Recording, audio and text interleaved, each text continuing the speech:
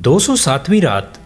शहरजाद ने कहा, जब उस लड़की ने जोहरी को अपने विसाल का ख्वाहिशमंद पाया तो उससे कहा कि क्या तू मुझसे हराम कारी करना चाहता है और क्या तू नहीं जानता कि मैं कौन हूँ। और जब उसने बताया कि वो खलीफा के वजीर की बहन है तो उस नौजवान ने अपनी कहानी जारी रखते हुए बताया कि जब मैंने उससे ये सुना कि वो एक वजीर ज़ादी है और खलीफा के वजीर जाफ़र बरमकी की बहन है तो मैं झिझक गया और उससे कहा कि ऐ मेरी आका, मेरी दराज दस्ती में मेरा कोई गुनाह नहीं, तूने खुद मुझे अपने पास बुलाकर अपने विसाल का ख्वाहिशमंद किया। उसने कहा कि घबरा नहीं, तेरा मकसद पूरा होकर रहेगा मगर खुदा की रजामंदी के साथ, क्योंकि मैं खुद मुख्तार हूँ और काजी मेरा निकाह तुझसे कर देगा। मेरा इरादा है कि मैं तेरी बीवी और तू मेरा शोहर हो। ये कहकर उसने काजी और गवाहों को बुलवाया और खूब तैयारी की। जब वो आए तो लड़की ने कहा कि मोहम्मद अली बिन जोहरी मुझसे निकाह करना चाहता है। महर में इसने मुझे ये हार दिया है और मैंने कबूल कर लिया है और मैं राजी हूँ। उन्होंने मेरा निकाहनामा उसके साथ लिख दिया और मैं उसके साथ अंदर चला गया। मेनोशी का सामान लाया गया, जाम चलने लगे, हर काम निहायत सलीके से हो रहा था। नशा चढ़ने लगा तो उसने एक मुगनिया को गाने बजाने का हुक्म दिया। उस कनीज ने साज छेड़कर गाना शुरू कर दिया और ऐसा उम्दा गाया बजाया कि वाह वाह। एक कनीज के बाद दूसरी गाती बजाती रही। 10 कनीजें गा बजा चुकी तो वजीर ज़ादी दीना ने खुद साज लेकर बजाना शुरू किया और इस रंग से बजाया कि सब दंग हो गए। उसने साज रखा तो मैंने उठा लिया और तरह तरह के राग निकाले।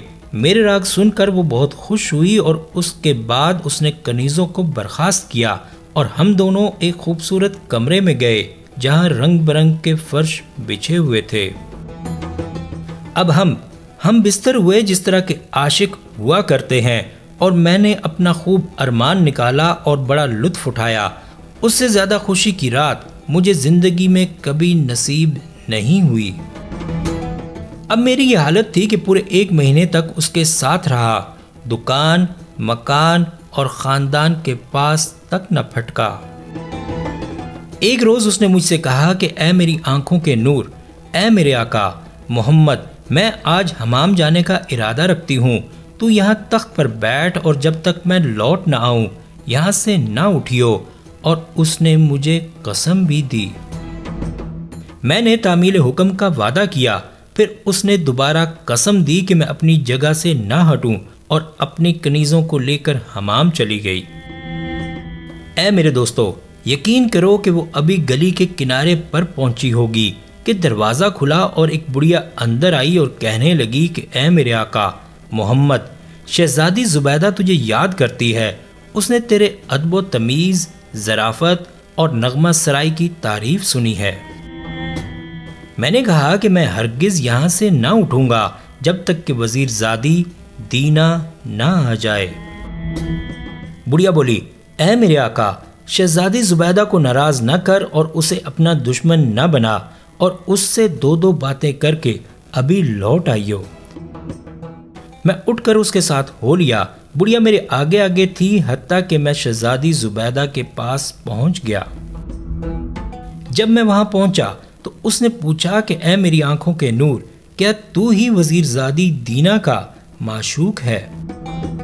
मैंने जवाब दिया कि मैं तेरा बंदा और गुलाम हूँ।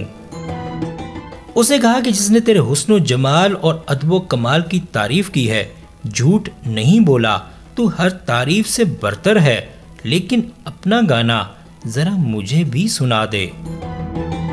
मैंने कहा, बसर चश्म।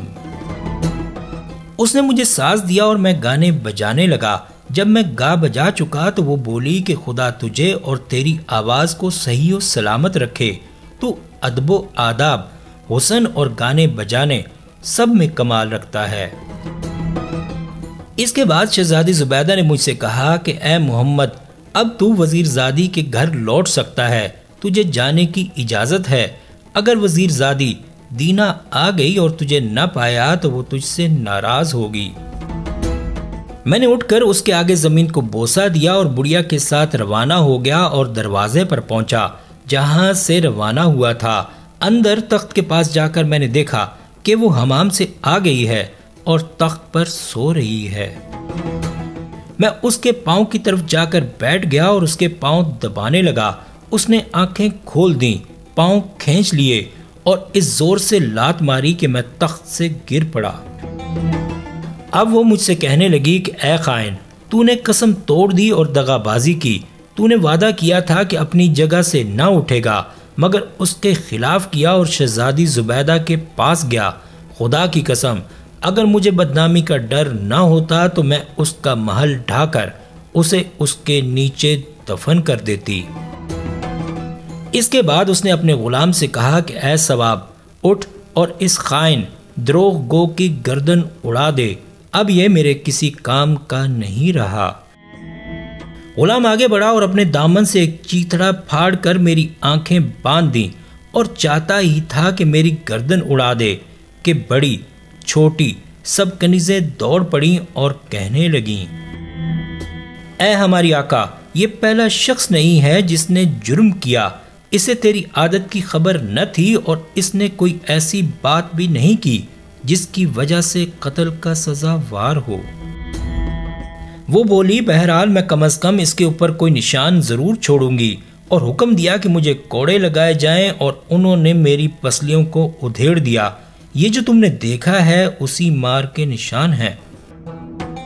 कोड़े पड़ चुके तो उसने हुक्म दिया कि वो मुझे बाहर निकाल दें और वो मुझे बाहर ले जाकर महल से दूर फेंक आए। मैं मुश्किल से आहिस्ता आहिस्ता चलकर अपने मकान में पहुंचा और जराह को बुलाकर उसे मार के निशान दिखाए। उसने मुझे तसल्ली दी और मेरा इलाज करने लगा। अब शहरजाद को सुबह होती दिखाई दी और उसने ये कहानी बंद कर दी।